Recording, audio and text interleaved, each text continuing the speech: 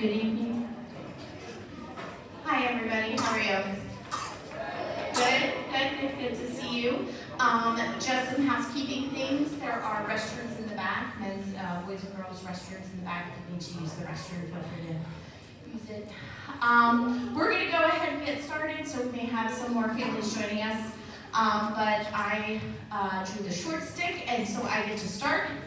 So welcome to the Elementary Instrumental Information Night. So this is one of my favorite nights of the year. We get to talk to you about getting your child started with band or strings, and it's such an exciting journey. So I'm going to introduce myself, and I'll introduce the rest of the members of the team. My name is Barbara Elder, and I teach band at Cedar Lane and Olive B. Loss. To my right is Megan Moe D'Souza, and she teaches Laurelwood Grove Band and Strings, Bunker Hill Band,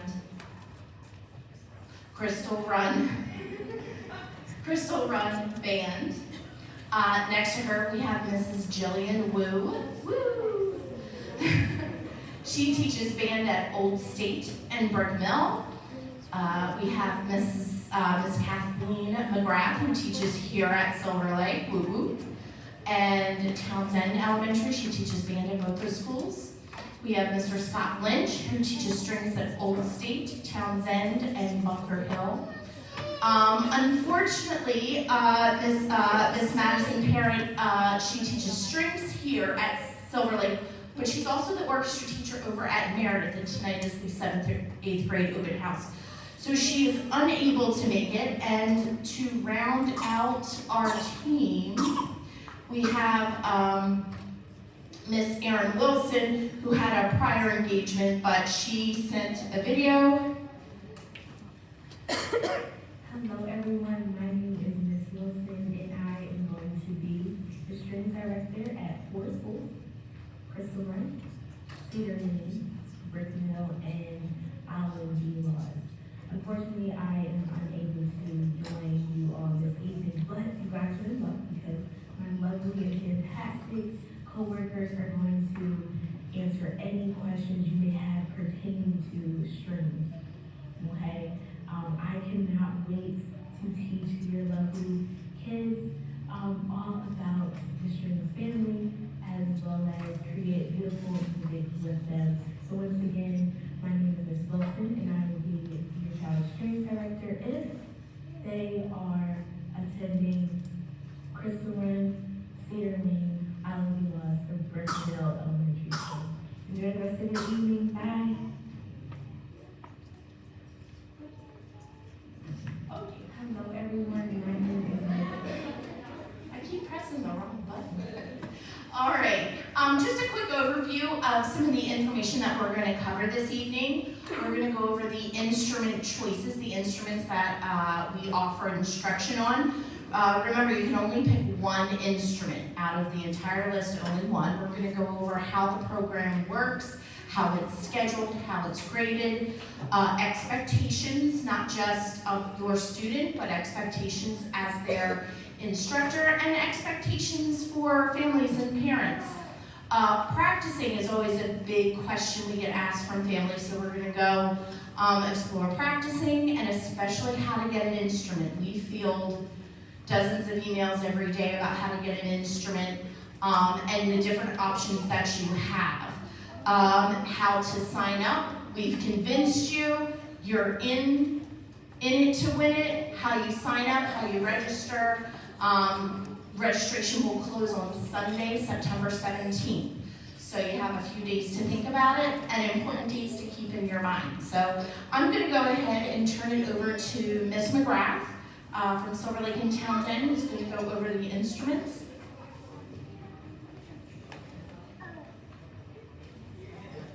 Mrs. Elder is going to be my Vanna. I had a trombone gig and things got a little out of hand. So here I am. So we have a list of instruments for you. The first 6 instruments are instruments that are part of the band. The last 3 are for strings, so that's an important part to know as well. We're going to start with the flute. The flute is probably probably our smallest instrument and the lightest to carry. 3 pieces to put together, super easy to put together. Excuse me. I apologize. Okay, next we have the clarinet. The clarinet is one of the woodwind instruments along with the flute. One of the things to keep in mind with both clarinet and saxophone is that those instruments will need reeds in order for the students to play. They usually will come with 1 or 2, and then we strongly recommend that you buy a box of reeds. That should last them for the entire school year. There's like 10 in the box, and we strongly recommend that you get size 2.5, 2.5. If you get a softer one, usually the sound is not going to be as great. If you get a harder reed, usually they won't be able to make a sound. So 2.5 is the one we recommend. Saxophone is the next one. This is probably the heaviest of the instruments. It has a neck strap. Vanna is modeling it for us very nicely. The neck strap is super important to hold the instrument. Every year I have kids that will accidentally leave their neck strap at home because they were practicing, good students, and just forgot to put it back in their case. It is really hard for them to play without that neck strap. So that's important. Cases, you know what, Ms. Silver, I'm going to freeze right there. The size of the instrument is one thing to keep in mind, but also the size of the case is important as well. So the flute case, can't take her job. Okay, flute case, very small. Perfect. Clarinet, and they're usually a slight variety of sizes for those clarinet cases. The saxophone case, this particular one shows the outline of the instrument, but most likely the one your student will have will just be a rectangle, similar to the trumpet case, which is the next one up. There we go. And let's take a look at that trumpet. The trumpet is one of our brass instruments. It has 3 valves. One of the challenges for students with this is learning how to oil the valves and the slides. So we show them and we will help them with that. Chances are there's going to be a frantic phone call or email. My child was practicing and they oiled their valves and now their instrument won't work. Chances are they just mixed something up and that's something easy that we can fix for them at school, so please don't panic. Trombone. Gotta watch this one. This is the best one though. Trombone has one of the larger cases. It looks kind of scary to some of the kids because it's big, but it's really not any heavier than, say, the saxophone. You know, it's a hollow tube, and it's just that the tube on this is a little more straight, where on the trumpet everything is curled up a little bit more. Okay? Trombone players are very, very valuable members of the band. Wouldn't you agree? Very, very valuable. And then last we have our percussion kit. Students who are in the percussion section have many jobs. They have, there's the case. It is on wheels, and usually there are straps so you can put it on as a backpack as well. Percussionists will learn multiple instruments.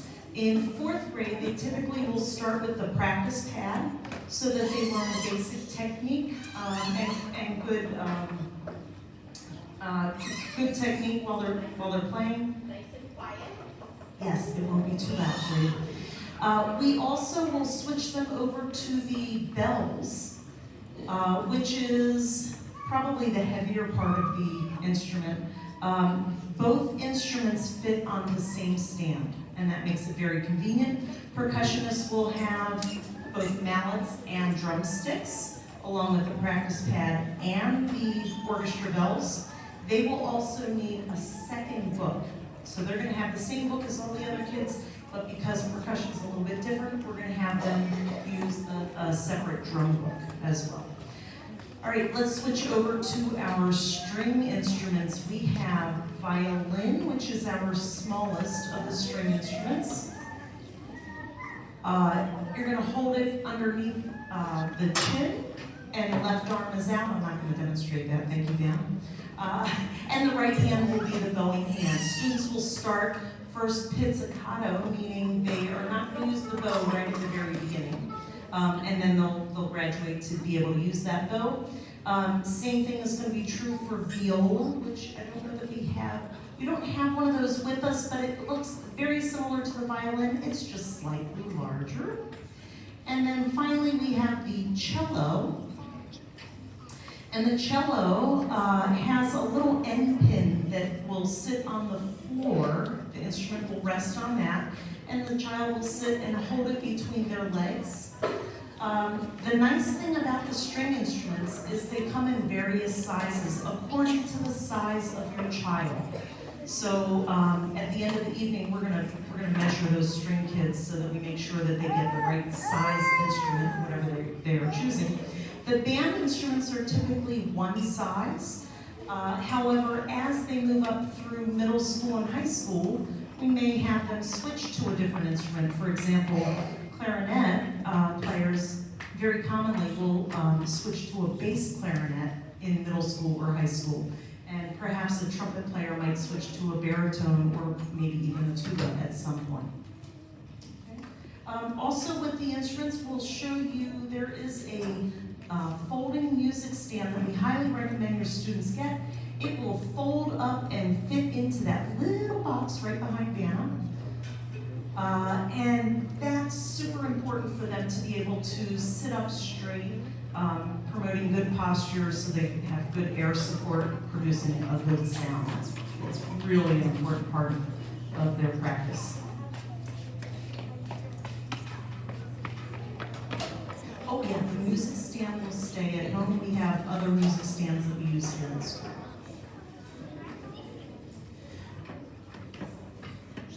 Okay, so the program itself includes your child having one 30-minute lesson each week.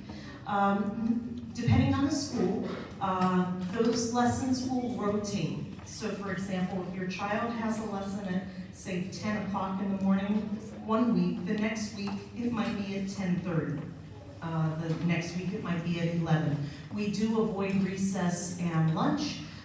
We also try to avoid related arts, but we can't always do that depending on the schedule. I know one of my schools, the students will not have a rotating schedule. They will come at the same time each week, and so we'll have those kids just put a little reminder on their iPads so that they know what time to come for their lesson. They have that 30-minute lesson. We're going to try and keep it the same day each week. There, of course, are always going to be exceptions, and that will be because of different assemblies that are going on, or maybe a field trip, or snow day, or some other event that, that interrupts our schedule. We may have to make an adjustment. The teachers will email you and let you know that there is a change. We do post those schedules for your child outside of the classroom. We give a copy to the teacher, we give a copy to the student, and usually we will email it home to you as well. And it is one of those things that's hard for the kids to remember when their lesson is, so we're going to ask you guys to help out with that a little bit.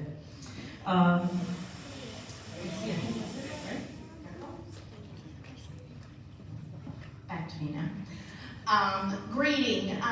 You students do receive a band and strings grade. They are only graded on 2 competencies. Note reading and rhythm accuracy. How well are they reading their notes? How accurate are they with playing their rhythms? And fundamentals. How they sit, how they hold the instrument, how they breathe, how they hold the bow. So just basic fundamentals of good musicianship. The grade is entered as a competency on the report card, so you're not going to see A, B, C, D, F. And we only give grades in the 2nd and the 4th marking period.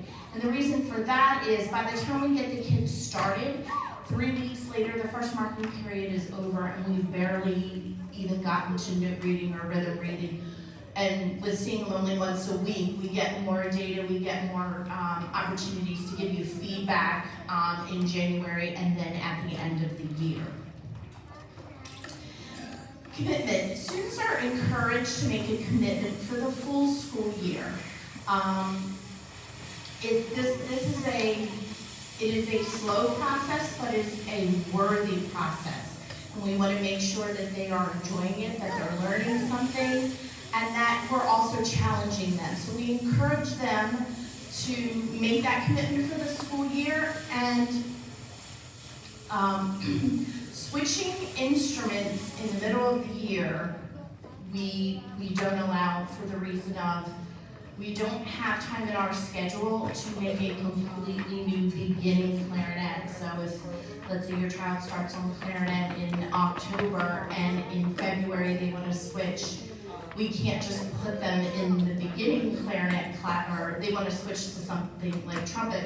We can't put them in a beginning trumpet class because those trumpet students already know how to get a sound, they're already reading notes. So we don't allow for instruments, to switch instruments in the middle of the year. However, sometimes there are the occasion where the director would recommend that might be the case. And so that would be a conversation that we would, have with the student and with the family, then we would work out a schedule for that. If a student loses interest, we understand. Just please let us know via email. Thank you, but it's just not working out for us. No problem. We will go ahead and remove them from our roster. And if you are renting your instrument, you will have to contact that music store to cancel that rental agreement, and they can pick the instrument up at the school. So if your child loses interest and does not want to continue, please let us know in writing. And if you're renting, please make sure that you cancel that rental agreement with the music store. Passing it over to Ms. D'Souza. So we talked a little bit about practicing, and practicing is a huge part of playing an instrument. We only see the students once a week for 30 minutes, and we'll talk about how that's an impact and how practicing is going to really help.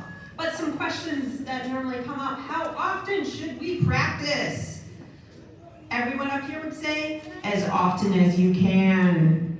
But we're also realistic. If you can practice 3 to 6 times a week, 10 to 30 minutes, somewhere in that range will greatly increase your students' skill. It would also helps them to remember what they've learned. Because again, once a week in class, we all remember how school went. Once a week, something, we forget it as soon as we left the class. So having that practice at home really helps retention. Why is it necessary? Again, retention. Having them practice at home will help them get better. The skills will increase, and they will have less problems than if they only pick it up when they're in school. They'll be able to read music faster, they'll be able to pick up the skills for their instruments, their fine motor skills, all of that. If they are practicing at home, it will help that along. What should they practice? We like to have a few things that they can practice and that they should practice. So the first thing is practicing the skills that they've learned in their lesson. So for example, in their first lesson with their instrument, they're going to learn how to open their case. It's not super exciting, but it's a big help later on when so they don't open their case upside down and have the instrument fall and break into 1,000 pieces. You don't want that. So what they practiced, what they learned in their lessons. As we go on and start using the book, they're going to get specific things to practice. On page 12, you need to do number 1. You need to practice your B, which is a note on some of the instruments. They'll have all of that, and it'll either be written down or their teachers will have it someplace for them. so that they know what they need to practice. We also like to say, practice something fun. Because band and strings should be fun. We're learning instruments. It's really cool to do that. And then we can start learning even more fun things. So there's a lot with YouTube. YouTube is a very, very, very big place, and there's so many fun band things. They have play-alongs, even for beginners, where you can go and you can just play your first note, and you can just go jam. Lots of fun things. So, the stuff that you learned in your lesson, fundamentals, and also something fun. What are some ways to make practicing fun? Practicing at home is not just sit in your corner with your music stand and your music and your instrument and play. Have your student play for you. Have them play at family gatherings.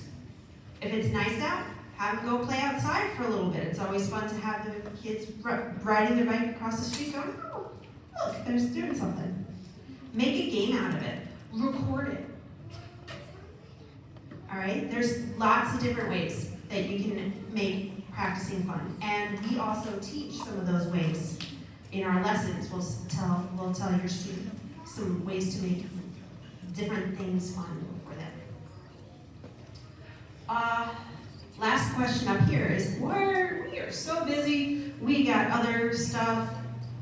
How do we find time to practice? Well, like I said, practicing doesn't need to be an hour. It can be 5 minutes here, 5 minutes there. Some friends, they practice before school. If you have a household that's up pretty early, practicing before school is a great time to practice. Practicing as soon as you get home. All of us adults remember going home right after school and you gotta start your homework. Kind of the same thing. You have practices and things. Try to find time around them. I like to tell, especially beginning students, if you have time to go on your phone, even for 10 minutes, you also have time to practice. So it's just finding those creative ways to fill in, to find that time. But it's really important to find the time. And here's why.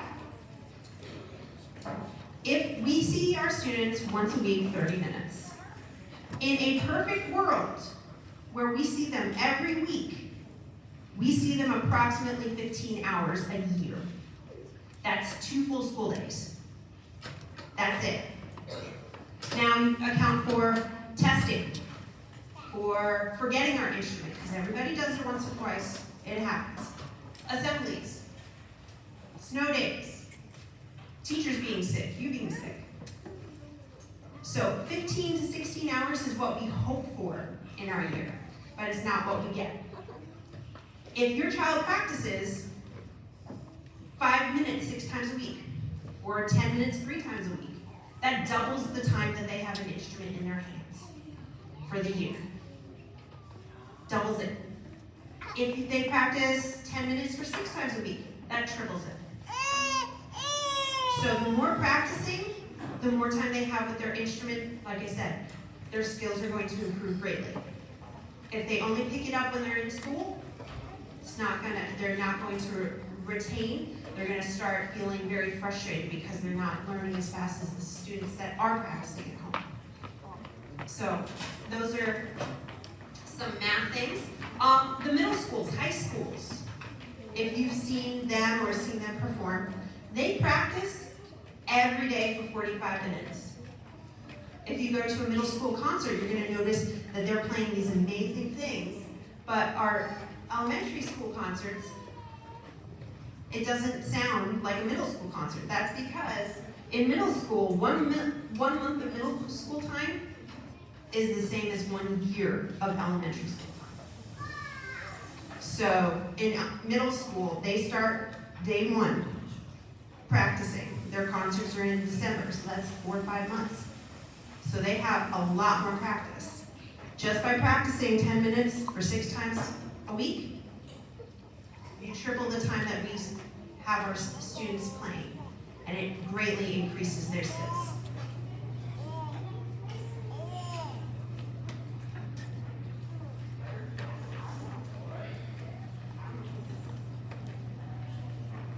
So for the next part of our presentation, we're going to talk a little bit about what we have traditionally titled expectations. Although about 15 minutes ago, I have a tendency to think a lot about what I'm going to say at parent information and I'm going to say. I decided I don't like the word expectations as much, and I will explain that in a little bit more in just a second. But why are we talking about this? I want to go back just a few minutes ago to why we mentioned that we have a grading policy, and we have grades that we administer to students twice a year. And we just spent a lot of time talking about practicing and the importance of practicing. And Ms. D'Souza gave an awesome mathematical explanation of just what happens timing-wise, because time is a limiting factor in what we do here. Only getting to see our students once a week versus the experience becoming an everyday experience for our band students when they get to middle school. So, again, why is this important? I think that in any kind of learning experience, we have intended learning outcomes, right? Things that we need to be aimed for.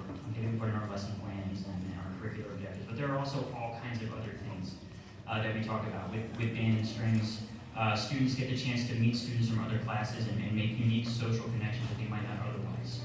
They may learn soft skills like the ability to self-reflect and self-evaluate, and maybe evaluate their peers. They get the chance to be creative. They get all of these opportunities. But I want to make sure that we return to that focus a little bit and remember that, especially at the stage that our students are at, right? A lot of what we're focusing on are very concrete objectives. What do I mean by that? What I mean is that they're measurable, right? We can check to see how accurately the students learn, if they're playing more correctness or less correctness.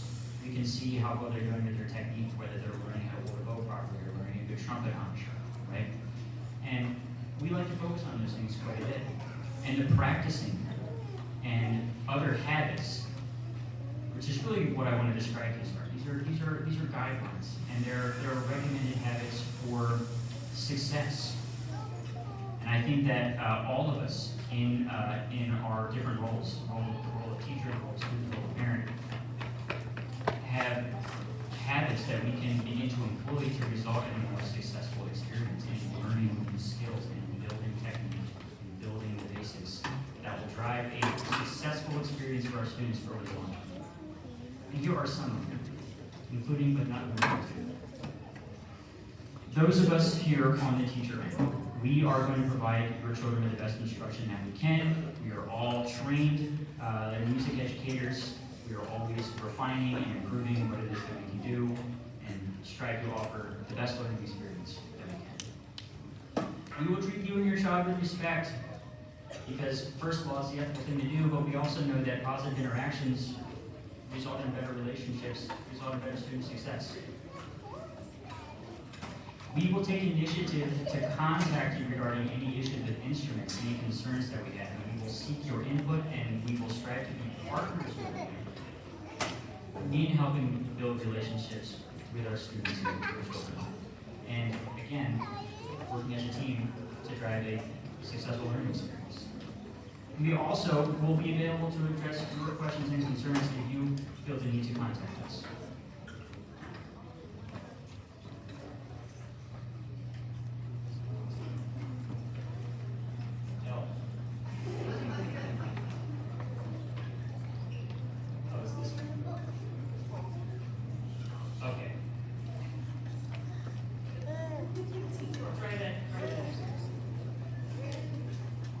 We're a team, right? Now, student expectations, habits for success. Come fully prepared with the instrument and lesson book and music and accessories, right? The instruments are something that are rented from a music store. They are provided by our families. Students, almost certainly, 99% of our students only have one instrument. It needs to be at school on the day of the lesson. It also needs to be at home so that practicing can happen.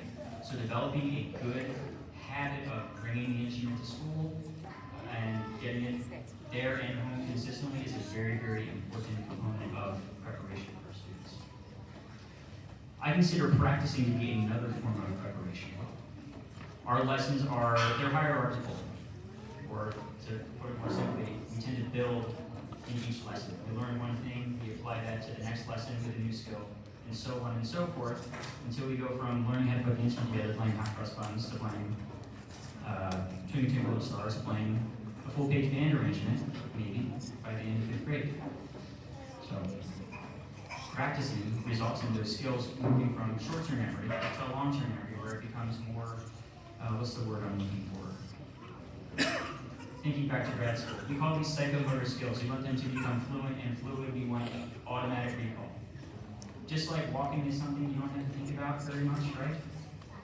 Well, I do. I actually just broke my toe a few days ago, but I'm fine. Okay. So besides that, okay, learning an instrument is the same way. If you have experience learning an instrument, you practice something enough, you don't really have to think about it anymore. It's kind of amazing when that happens, especially for the first time. Many of our students are going to discover that. It's amazing to watch that when it happens, actually. Now, our students are going to be missing regular class time, and it is very important that any classwork that is missed during lessons be made up. Academics come first. We communicate with our teachers to let them know that we want expectations for that classwork to be communicated by them to students and for a strategy to be put in place. It's also important to maintain good behavior in all areas of the school according to our school code of conduct, to maintain acceptable grades, and we are going to have a spring concert in May, and we strongly encourage all of our band and string students to participate in that. It is our capstone performance. It is our chance to share our music with the public, and it's a lot of fun.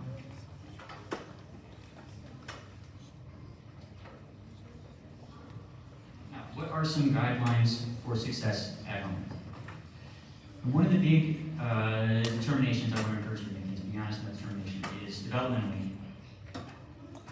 Where do you think your child is in terms of their ability to be responsible with bringing the instrument to school? How independent are they with that in setting a routine and consistently following it?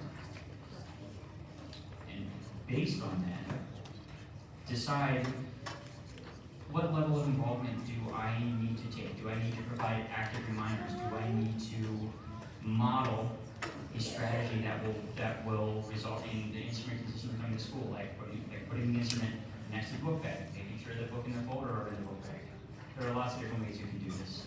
Or if your child is ready to do this on their own, and is ready to be independent, save maybe 1 or 2 slip-ups, which is okay. It's a learning experience. I want you to make the best determination on that.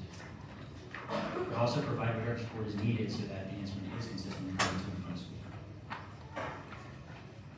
Likewise, when it comes to practicing, how independently motivated is your child to practice?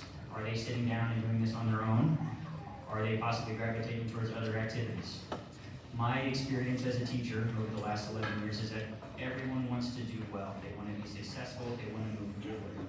They may see the connection between practicing and improvement, or they may not.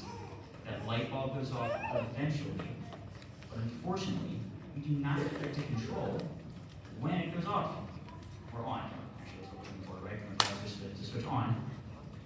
Should have thought about that. Again, make an assessment. How much support is needed? And again, that support can be gradually backed up as needed, but we're looking for success. We're looking for the skills to be built. That's my personal opinion. I think that is the priority. What do we need to do to make that happen? Again, as a team, all of us. Listen to your child play and provide encouragement. You do not need to be a musician to provide support. You don't need to know how to help your child with notes that they need to figure out or technique things. That is our job, okay? All you need to do is to be interested and show that you care. It's so easy sometimes to forget just how important that is and how much of an influence it can have. You show that you are interested. You demonstrate to your child that what you're doing is valid. And that is really important. So I want to strongly encourage you to do that.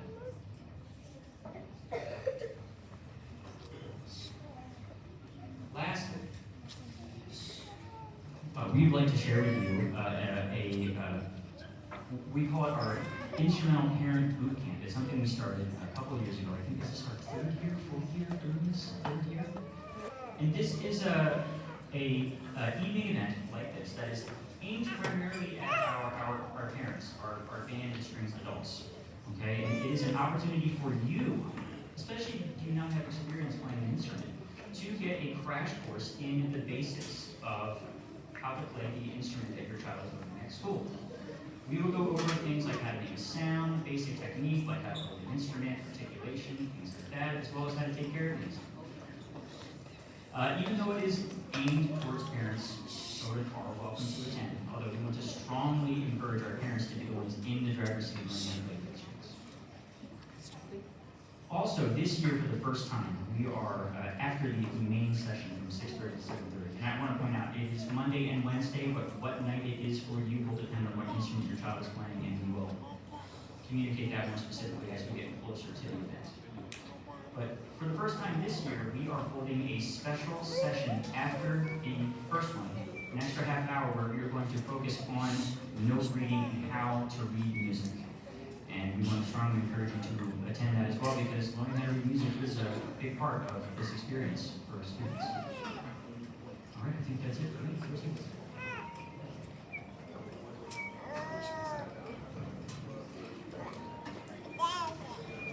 All right, parents, raise your hand if you were in band, orchestra, chorus in high school. Let's see those hands. Awesome. Okay, so then you know, as you look at this slide, it's the cool thing to do. And we get to do fun things when we're at music ensemble. So on the screen there is a list of some of the places our performing groups have gone over the past couple of years. London, England, I think, is it Odessa? Odessa 2024 will be going to the New Year's Day parade in London. Middletown has done that in the past. So these are just different experiences that are open to your child when they're involved in performing arts groups. We've also had fantastic experiences with bringing people in to work with our students, such as University of Delaware professors. We've had military musicians come in and play with our students or do master classes with them as well. So this is one of those fun things that after we put in the time, starting at 4th and 5th grade, as we get up to the upper grades, we get a lot of opportunities opened up to the students.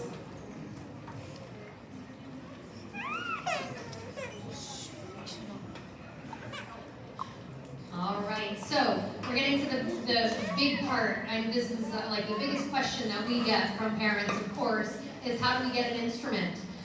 So there are three main ways that we have that you can basically get an instrument. I'm going to go through each of them with a little bit of detail.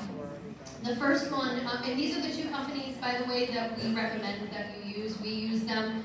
We go through Zeswitz with our own district instruments to get them repaired, cleaned over the summer. And they help us out a lot. We have a rep that comes from both companies weekly to the schools, and they come in and can drop off supplies or pick up repairs. They do what they need to do every week. So these are the companies that we trust and that we know and that we work with closely, and they're part of our team, really. So this is where we do encourage you to go for some of these options. So first is the rent-to-own, and this is the highly recommended route, at least for most people, and there are lots of reasons why, and we have some of them up here.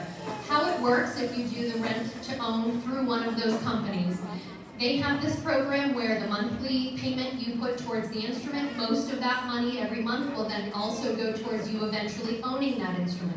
Usually takes, I don't know, a couple years, 2-3 years. Usually by the time they're in middle school, you're coming down to the end of that rental period. And a lot of people even choose to pay it off early, and they have discounts. Some of the companies give discounts if you do pay it off early, and some significant discounts, by the way. And other people will upgrade to an intermediate level instrument. And it just gives you a lot more options if you would go through their rent-to-own program. And when you do the rent-to-own, we know that these companies are going to give you a good quality instrument. Again, we work closely with them. We've talked to them about what instruments we expect and that we want, and we know that these companies do give those to you. Okay? It is very important to have a good quality instrument, not only just For the sound, of course, we want it to sound as good as possible, even as beginners, but also because it's an investment for you. You're putting money into this, your child is putting time into this, and you want to make sure that that's going towards a good instrument. The instruments that you get from these companies, when you rent them, they are durable for beginners. They understand that 9 and 10-year-olds are using them, but they're made out of good quality materials. And so what that means is they will sound better, they play easier, and they're easier to maintain and fix when needed. Okay, so that's a very, very important thing. Also with the rent-to-own, they often roll in this insurance as part of what you're paying for. And with that insurance, any maintenance or repairs that do happen, and there will be maintenance and repairs, okay? There will be. In the rent-to-own, that's part of what is covered. And so all you have to do is you or I, one of us, we tell the store, hey, we got a valve that's stuck, we can't get it loose, can we please send this in and get it fixed? The rep comes by, picks it up, brings it to the shop, brings it back the next week, off you go, okay? And you don't have to do anything else. You don't have to pay extra for that because it is part of your rental, all right? That's going to be huge, and we're going to talk more about that in some of the other options as well. Also, the instruments, when you go through the rental companies, they can be easily switched out. So I know we talked about, like, sometimes we'll notice the kid's really struggling on a certain instrument. Take, for instance, a trumpet. To play trumpet, you have to buzz your lips very specifically, and there are some people that even after really working hard at it, their body just physically cannot do the thing that we are asking it to do. And so if we are seeing that, we're seeing a lot of that frustration, we may say, hey, you know what, let's maybe look at a different instrument for you for next year, or moving forward, let's see if something else is a better fit for you. And if that happens, and we decide to move to a different instrument, if you are renting it, we just tell the company, hey, can you swap out that trumpet for a clarinet? And guess what? The next week, you got a clarinet. You don't have to do anything about that. It's really easy. Okay? So these companies really, really work with us to make sure that your student is getting the best experience, and they are making sure we can do our jobs properly and quickly when we need to make sure that these things happen. Also for strings, so we mentioned that strings have to get sized based on their arm length, their height, things like that. And as your child grows, your child will then need to size up until they are eventually at their max size. Maybe that's a full size or a 3/4 size for them. And so when you do the rent-to-own, they automatically will just size them up. Our strings teachers would contact the stores and say, hey, I need to switch out this kid. They were on a half size, they're up to a 3/4. Next week, you got a 3/4 instrument, they take the other one, you're all set. Okay, so it just makes it a lot easier for you, makes it easier for us, and it allows your child to have the instrument that they need whenever they need it. Also, when you do get to middle school and maybe high school, but there are options to level up, meaning like get the next level type of instrument. So we start on a beginner instrument, okay? At some point, if they're getting more serious, they may want to switch to an intermediate level instrument. And so that's something, again, you work with these companies, you already have that relationship, the account open, and it's easy to do without having to start from scratch again. Another option, other than the rent-to-own, is if you inherit, or maybe you buy a previously owned instrument. Those are options that you do have. Let's say Grandpa used to play the trombone, and now your child wants to play the trombone. You have one sitting in an attic somewhere, or Grandpa said, hey, I have my instrument that you can use. We love that. We love that stuff. And it can be actually really inspiring for the kid to want to be like mom or dad or grandpa or whoever else had that instrument and played it just like they are. Some things to think about though, if you are inheriting or if you're purchasing a previously owned instrument, maybe you have a neighbor whose kid has graduated and no longer needs their instrument, and you're like, hey, maybe we can use that. Absolutely. Here are some things though. You of course want to make sure you check with us about what kind of instrument it is, the brand it is, maybe the model it is, just to make sure it is a quality instrument that would do well for your child.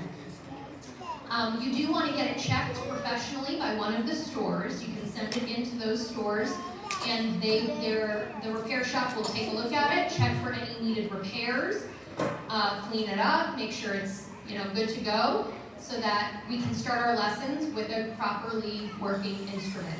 Okay. Last thing is you want us to finally get to take it out and play it, and then nothing's working. Okay. So of course, we want it clean, right? So you do want to think about that and get that done professionally. Some things to think about with that: how long ago was it used? Was it sitting in the attic for 50 years? Well, that's going to need a different level of cleaning than, say, an instrument that was used just last year with a kid that graduated from high school and played it every day. So those are things to consider. How was it stored? And if you do have an instrument like this, it does need to get repaired. Now, it can take a couple weeks to send it in, get an estimate, get it fixed, and get it back. And we are getting short on time before we're trying to start our lessons. So if that is you, please make sure you reach out to us and get that information to make sure that gets done as soon as possible. You may need to replace the mouthpiece. Other materials are listed there. And just something to consider, another reason for the rental, like I said, sometimes we have to switch instruments. And so if you've purchased it, or maybe you've inherited it, just because you have it doesn't mean it's going to be the best fit for your child once we really get going. Just keep that in mind. So if one of us contacts you and says, hey, this isn't quite working, we may have to look at one of the other options. And then we go into just buying, okay? And there are a couple different options for just buying. You can buy brand new at one of the music stores. So Zeswitz or Music and Arts, of course, you can go in and instead of renting, you say, I'm going to buy one. And of course, the stores are still going to give you a good quality instrument. So that's a plus. And of course, you can bring it back to those stores for any repairs. But because you're not renting it and you own it, just like the inherited version as well, any maintenance, any repairs, you're now going to pay out of pocket. You don't have that insurance package that the rentals have. And repairs can range, depending on what instrument and depending on what kind of repair it needs, can range anywhere from, let's say, $50 to $150 are the most common ranges that we see for these types of instruments at this level.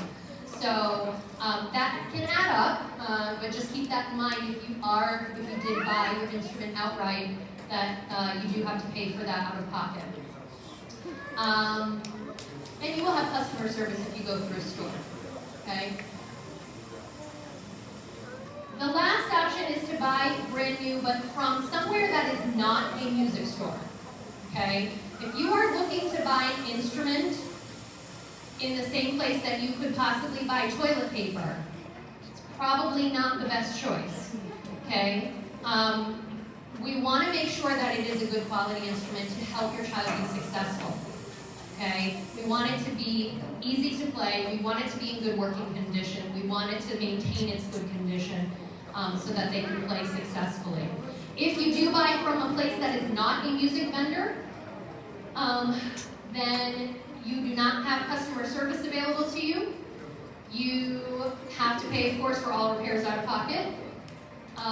The instrument may have difficulty playing in tune, might not work fully properly, and then you kind of are out of luck because you don't really have a place to bring it to. Some repair shops will even refuse to work on certain instruments because they don't have the right parts to fix it, or they don't have the right tools to fix it, because it's just some brand that somebody got somewhere. Okay, so that can add up, and in the end, it may cost you more money to buy one of those instruments than to go through the renting process or to buy a good quality instrument from the start. Okay, so it may seem cheap up front and be like a good deal. That doesn't always mean that in the end it will be a good deal and a good investment.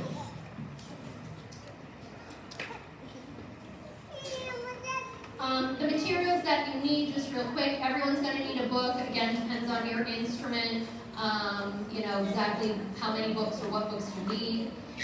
Reeds for clarinets and saxophones. Ms. McGrath already talked about that. Most of this is going to come along with your rental package if you're doing the rental route. This is all all kind of bundled in when you go through the rental process, that they include the book and the different accessories for your instrument. So it's just real easy to get it all in one stop right when you go through the rental process. If you forget any of this information, we are recording this and you can have this link once it's uploaded somewhere. We will have it available for you to go back and watch, or if there's anyone else that needed to see this, we will be sending it out in various ways. We also have at our website all of this information, including where to register. Okay, you can go here, this is our website, you can register now.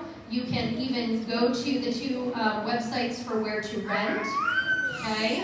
And find all of the information in our handbook that is here at the bottom as well. Okay, so this is the place to go if you have other questions, or you, of course, you can always email us for that information. Step 2 is to get an instrument and get supplies. September 22nd is kind of the cutoff to make sure your rentals are secured or that instruments are getting taken care of to be ready for our first lesson. We are all aiming to start a first official lesson at the beginning of October.